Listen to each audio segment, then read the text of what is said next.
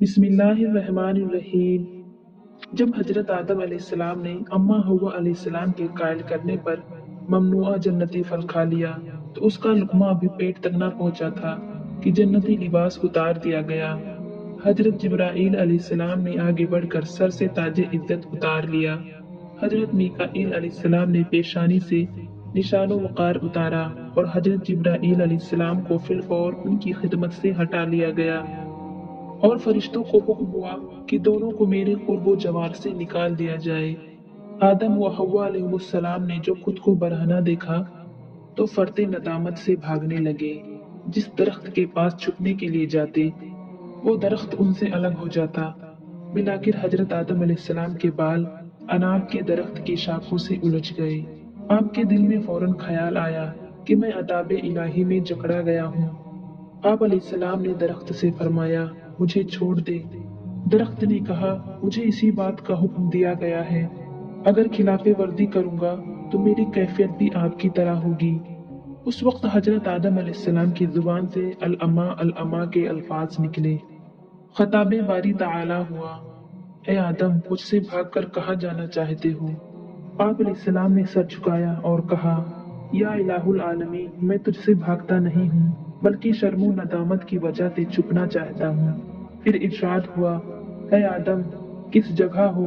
अर्ज किया, इलाही दरख्त अनाब के नीचे बरहंगी की हालत पर असीर हूँ। दरख्त की शाखों ने मुझे रोक रखा है। अब तू मेरा हाल नहीं पूछता और तुझे मेरी हालत पर तरस नहीं आता।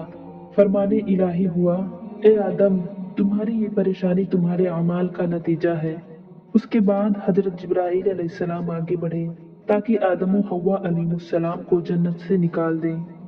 हजरत आदम अलैहिस्सलाम ने सतरपोशी के लिए जन्नत के दरख्तों से पत्ते तलब किए मगर सबने देने से इनकार कर दिया सिवाय दरख्त अंजीर के।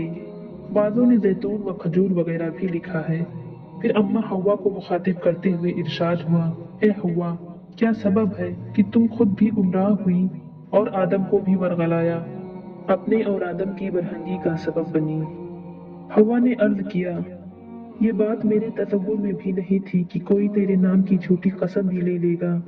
मुख्तसर ये कि फरिश्तों को हुक्म हुआ कि आदम के सर को दरख्त से आज़ाद कराओ। हजरत आदम अलैहिस्सलाम को जब यकीन हो चला कि अताबे खुदाबंदी से रिहाई मुमकिन नहीं तो अर्ज किया, है मेरे मालिक, तूने मुझे अपनी दस्ते कुदरत से पैदा फरमाया। अगर तू अपनी रूह मेरे अंदर ना फूकता, तू मलाइक को मेरे लिए सजदे का हुक्म ना देता और ना ही मुझे बहिश्त में सकून तो देता। इलाही, ये तमाम एजाज़ात जो तूने मुझे अनायत फरमाए एक लफ्ज़ पर जो मुझसे बिला कसद सादिर हुई, इन एजाज़ात को ज़ाय ना फरमा और इस सआदत से मुझे महरूम मत कर। हजरत आदम अलैहिस्सलाम की इल्तिजा का कोई जवाब ना दिया गया और इरशाद हुआ, मेरे बंदे को ले जाओ। फरिश्तों ने आगे बढ़कर आदम अलैहिस्सलाम को पकड़ना चाहा तो आपने एक हाथ से दूसरे को पकड़ लिया और अर्ज की, अभी मैं तेरी जुदाई की ताब नहीं रखता और तू मुझे जन्नत से निकाल रहा है। तेरे बगैर मुझे सुकून और करार ना आएगा। खुदावंद, मुझ पर रहम फरमा। इस अर्ज़े दाश्त पर भी सिर्फ इतना हुक्म हुआ कि मेरे बंदे को ले जाओ। हजरत आदम अलैहिस्सलाम ने एक दरख्त को पकड़ लिया और अर्ज करने लगे, मौला, क्या तूने ये वादा ना फरमाया था कि तेरी नस्ल को बढ़ाऊंगा, उनमें से रसूल और अंबिया को मुंतखब करूंगा। पहले इदरीस अलैहिस्सलाम को मुकाम आला अता करूंगा और नूह अलैहिस्सलाम को तूफान में कश्ती के जरिए निजात दिलाऊंगा। या अल्लाह, उन्हीं की वजह से मुझ पर रहमत व बख्शिश फरमा। फिर भी सुनवाई ना हुई और हुक्म हुआ, मेरे बंदे को ले जाओ। फरिश्तों ने हजरत आदम अलैहिस्सलाम का बाजू पकड़ लिया। आदम अलैहिस्सलाम ने फिर दरख्त को मजबूती से थामा और इल्तिजा की, इलाही, तूने फरमाया था एक पैगंबर तेरी नस्ल से पैदा करूंगा और उसे मनसबे खिलअत पर सरफराज करूंगा। उसके फर्जिंद को ज़बीह बनाऊंगा और फिर मूसा अलैहिस्सलाम को मबऊस फरमाऊंगा और उसे हम कलामी का शर्फ बख्शूंगा। या इलाही, तो इनकी वजह से मुझ पर रहमत फरमा और मेरी गरीबी पर बख्शिश फरमा। फिर फरिश्तों को हुक्म हुआ, मेरे बंदे को ले जाओ। फिर हजरत आदम अलैहिस्सलाम ने अर्ज किया, ऐ मेरे रब, तेरा एक पैगंबर मोहम्मद सल्लल्लाहु अलैहि वसल्लम है जिसको तू अपना हबीब बनाएगा और तमाम मखलूक पर फजीलत अता फरमाएगा। इलाही, उस ज़ात मुक़द्दस की वजह से मुझ पर रहम फरमा। चुनांचा हुक्म होगा, ऐ फरिश्तों, اب میرے مقرب بندے اور نائب کے ساتھ نرمی برتو، کیونکہ وہ اب میری بارگاہ میں ایسے شفیع کو لایا ہے کہ اس کی برکت سے جو کچھ طلب کرے گا پائے گا۔ اے آدم، ہم نے سرزمین پر تمہیں اس لیے تخلیق فرمایا ہے تاکہ زمین کی خلافت و امارت اور اس کو آباد کرنے کی ذمہ داری تمہارے سپرد کریں، لہذا تم جاؤ اور وہاں اقامت گزین ہو۔ حضرت آدم علیہ السلام نے عرض کیا، کیا مجھے دوبارہ بہشت میں داخلے کی اجازت مل جائے گی؟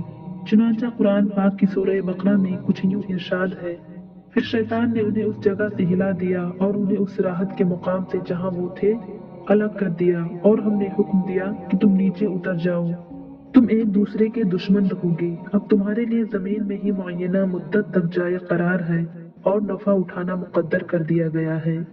پھر آدم علیہ السلام نے اپنے رب سے عاجزی اور معافی کے چند کلمات سیکھ لیے، بس اللہ نے ان کی توبہ قبول فرما لی، بے شک وہی توبہ قبول کرنے والا مہربان ہے۔ ہم نے فرمایا، تم سب جنت سے اتر جاؤ، پھر اگر تمہارے پاس میری طرف سے کوئی ہدایت پہنچے تو جو بھی میری ہدایت کی پیروی کرے گا نہ ان پر کوئی خوف ہوگا اور نہ وہ غمگین ہوں گے، اور جو لوگ کفر کریں گے اور ہماری آیتوں کو جھٹلائیں گے تو وہی دوزخی ہوں گے اور وہ اس میں ہمیشہ رہیں گے۔ یوں اللہ تعالیٰ نے حضرت آدم علیہ السلام کے دوبارہ جنت میں جانے کی سوال کا جواب ارشاد فرما دیا۔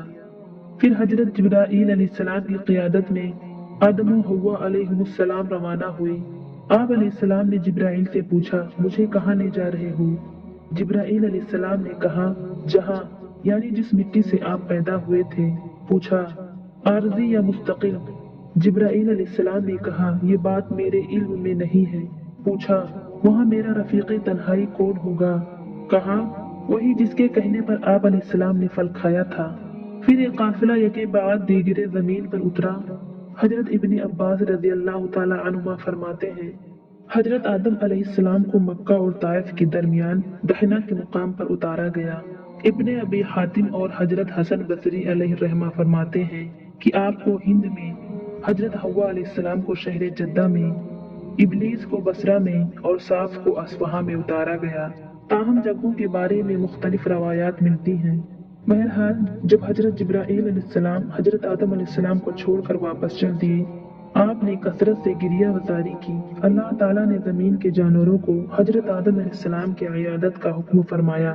جب جانوروں کے گروہ جمع ہوا، آپ علیہ السلام کے پاس پہنچے تو دیکھا کہ آدم علیہ السلام گردن ڈالے مصروف گریہ تھے۔ تمام جانور متنفر ہو کر واپس چل دیے کہ کہیں ہم بھی ان کی نافرمانی کی وجہ سے عذاب الہی میں گرفتار نہ ہو جائیں۔ اس سے حضرت آدم علیہ السلام کی گریہ وزاری میں مزید اضافہ ہو گیا۔ اللہ تعالیٰ نے ان پر رحم فرمایا اور ان کی معافی کو قبول فرما لیا۔ رسول اللہ صلی اللہ علیہ وسلم نے فرمایا، حضرت آدم علیہ السلام جب دنیا میں تشریف لائے تو ان کے جسم پر جنتی پتے لپٹے ہوئے تھے جو ان کی ستر پوشی کر رہے تھے، اور دنیا کی ہوا کی وجہ سے وہ پتے خشک ہو گئے اور ملک ہند میں چاروں طرف پھیل گئے۔ ان خشک پتوں کے اثرات دنیا کے درختوں اور پتوں میں اثر انداز ہو گئے اور ان کا اثر قیامت تک باقی رہے گا، جس سے مختلف قسم کی خوشبوئیں مثلاً مشک، عنبر و عود آتی رہیں گی۔ حضرت عبداللہ بن عباس رضی اللہ تعالی عنہما فرماتے ہیں کہ حضرت آدم علیہ السلام نے زمین پر تشریف لانے کے بعد سب سے پہلے جو کھانا تناول فرمایا وہ گندم کا تھا، اور ایک اور روایت میں ہے کہ حضرت آدم و حوا علیہ السلام نے جو سب سے پہلے کپڑا دنیا میں تشریف لا کر پہنا وہ بھیڑ کی اون کا تھا۔